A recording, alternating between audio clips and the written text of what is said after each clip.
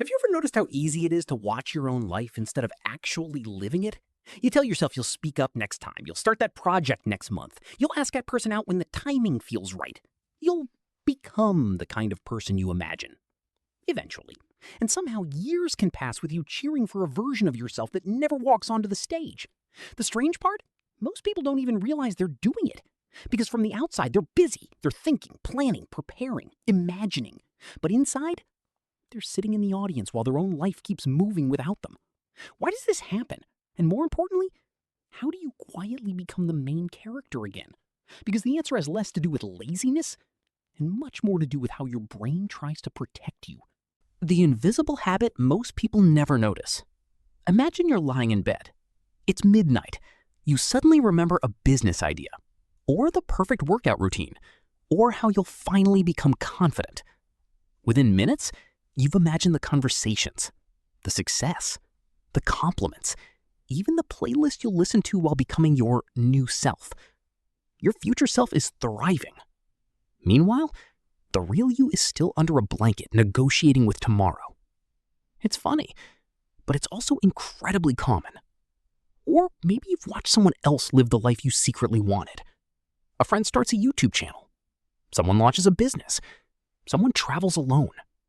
Someone posts their artwork. You don't dislike them. In fact, you admire them. But afterwards, you quietly return to imagining what you could do someday. Almost like you're watching their movie instead of filming your own. Here's a question.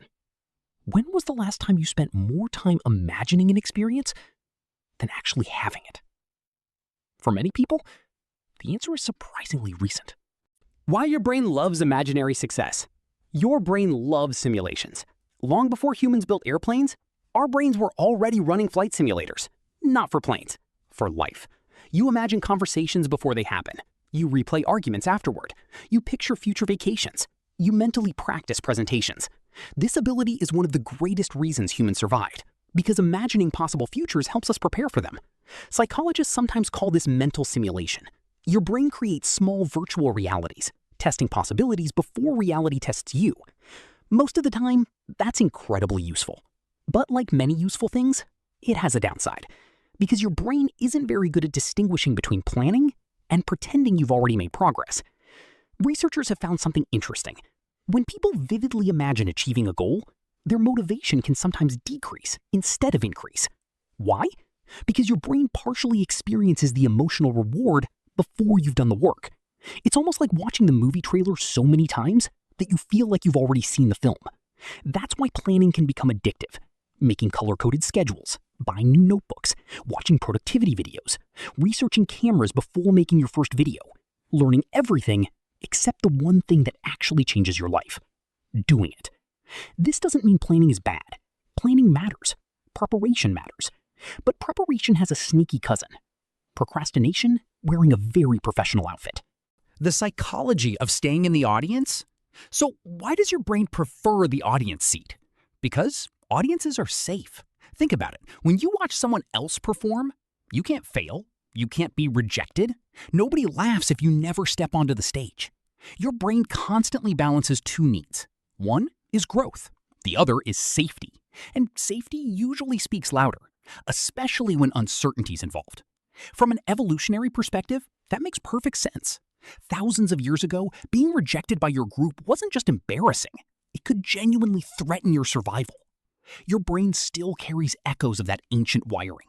So when you're about to post your first video, apply for a job, start a conversation, or admit how you really feel, your brain quietly whispers, what if we just imagine it instead? Because imagination feels safer than exposure. The identity trap that's keeping you stuck. Here's where things become even stranger. The longer you stay in the audience, the stronger your identity becomes. Not your real identity, your imagined one. You begin saying things like, I'm the kind of person who wants to write. I've always wanted to travel. I could probably start a business. Notice the language. Wants, could, someday. These identities feel comforting because they don't have to survive reality. Reality asks uncomfortable questions. Can you keep going after criticism? Can you continue when nobody notices? Can you improve after making mistakes?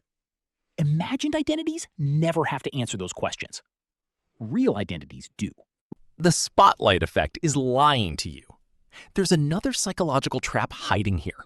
It's called the spotlight effect. Most people believe everyone is paying close attention to them. In reality, everyone else is mostly thinking about themselves.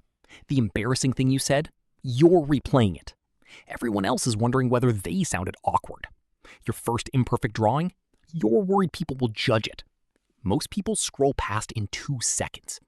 Your brain acts like you're performing under stadium lights when you're actually standing in a room where everyone is checking their own reflection. Realizing this can be strangely freeing.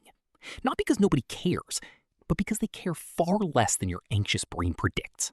Why confidence comes after action. Now here's the perspective that changes everything. Maybe you've been treating your life like entertainment, always waiting for it to become interesting, waiting until you're more confident, more productive, more ready. But movies work because someone eventually says, action. Real life doesn't have a director. Nobody yells that word for you. There isn't a magical morning when confidence arrives in the mail. Confidence usually shows up afterward, not before. After the awkward conversation, after the first upload, after the failed attempt, after surviving something you thought you couldn't. Most people think action follows confidence. Psychology suggests it's often the opposite. Confidence grows from evidence. Evidence comes from action. Think about learning to ride a bicycle. Nobody becomes confident by reading about bicycles. You wobble, you panic, you nearly crash into a mailbox. Then one day, you realize you've been balancing for several minutes without thinking. Your brain updates its prediction. Oh, maybe we can do this. That's how self-belief actually forms. Not from positive thinking, from repeated experiences that quietly rewrite your expectations. Your identity isn't built by what you imagine every night. It's built by what you repeatedly do, even when it feels uncomfortable. How to become the main character again. So how do you stop being the audience member of your own life? Not by trying to become fearless. Fear has a habit of showing up anyway. Instead, shrink the distance between thinking and doing. If you have an idea, take the smallest visible action before your brain has time to build a documentary about every possible disaster. Want to exercise? Put your shoes on. Want to write? Write 1 sentence. Want to reconnect with someone? Send the message before editing it 14 times. Your brain loves certainty. Action creates certainty faster than endless thinking ever will. Another helpful shift is this. Treat your first attempt as data, not as a final verdict about who you are. Scientists don't run one experiment and conclude the universe has spoken. They collect information, adjust, try again. Imagine how much lighter life would feel if every awkward moment became information, instead of evidence that you're incapable. One question that could change your life. Here's something worth remembering. One day, you won't remember every perfect plan you made. You'll remember the moments when you actually participated. The trip you almost canceled, the conversation you nearly avoided, the opportunity that terrified you. Those moments become memories because you lived them, not because you watched them. Life has an interesting habit. It rewards participation more than perfection. The people you admire aren't usually the ones who never felt afraid.